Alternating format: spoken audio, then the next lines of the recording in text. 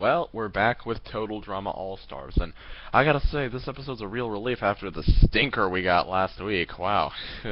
Can still smell it all the way over here.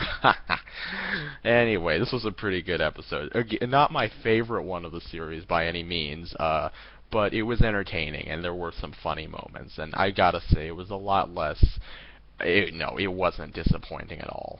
It was a good recovery from last week's messy diaper, messy litter box in my case. Anyway, let's dive right into this episode. So Chris is in a military mood today, and actually Chef has donned his Master Chief outfit for just this occasion. Although he doesn't yell and scream at all in this episode, so it's a little disappointing. Anyway, Chris makes him go through his obsta-kill course. Just hear the crickets with that one. His obsta-kill course, patent pending, of course, and that's basically the challenge of the day. You know, I've noticed they've stopped doing saying, "Oh, this is a reference to this previous challenge." I hope they bring that up again, or maybe in the finale. I guess they don't have to do it every time. Although there have been obstacle courses in the past, so I guess that's a reference. Also, have you noticed, Total Drama has a thing, every season somebody has to end up in full body cast. Cody, Justin, well, sort of, he could still talk. Actually, there's some Justin references in this, and I'll get to that in a sec. Blaney, Scott, and now Cameron. Yeah. Anyway, Cameron and Courtney get back together in the most awkward way possible. She just basically yells at him and tells him to get over it. I find it funny that Courtney and Scott, I'm sorry if I'm too tired. I find it funny that Scott is now kind of not reduced, I guess, but relegated to the role of just complete comic relief in this season, where he was like this incredibly diabolical villain in the previous one. Actually, I'd almost hazard to say the best villain since Heather. Yeah, but yeah, now he's just comic relief, with Mal being the villain in this one, which is fine, I guess. I mean, Scott's only had one douchey moment. He actually said he wasn't going to forgive, but he seemed to be doing all right with Courtney in this episode. Although Courtney was pretty harsh to him. By the way, I love it when he's hanging out on the ropes and he's like, "Hello, hello, help here." Yeah, I just hope Cameron's okay. I mean, he really didn't deserve the treatment that he got, and I was sad to see him go. Anyway, everybody's got guns out for Alejandro, especially Mal, since Alejandro's got a video with incriminating evidence of him.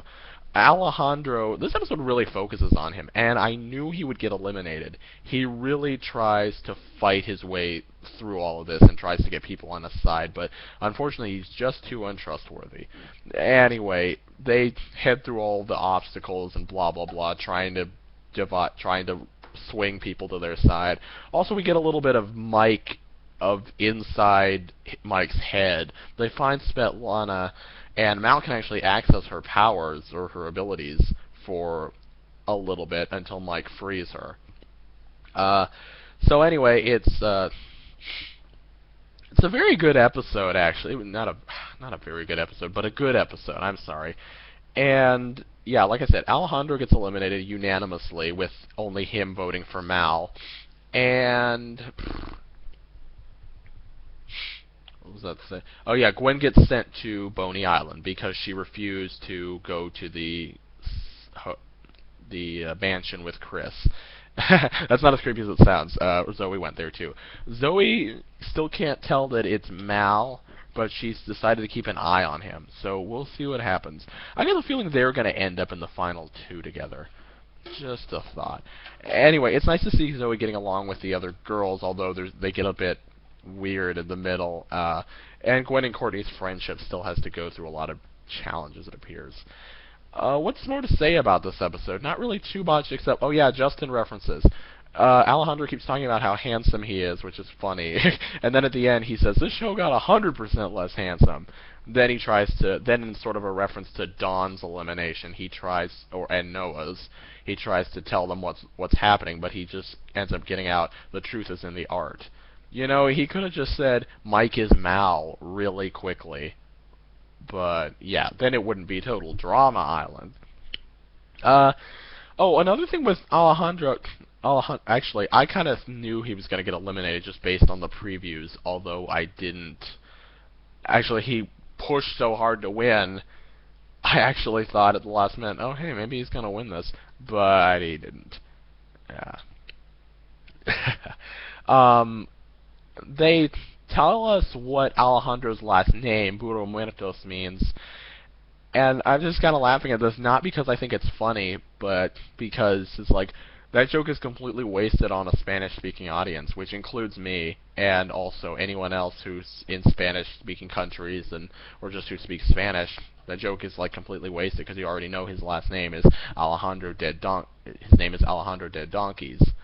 Um, and even that, it isn't all that funny. I mean, I guess it is a little bit, but it's like, oh, it's Alejandro Dead Donkeys, and it's like, whatever. Anyway, good recovery episode. We're down to the final 5. I can't wait. I can't wait till the finale.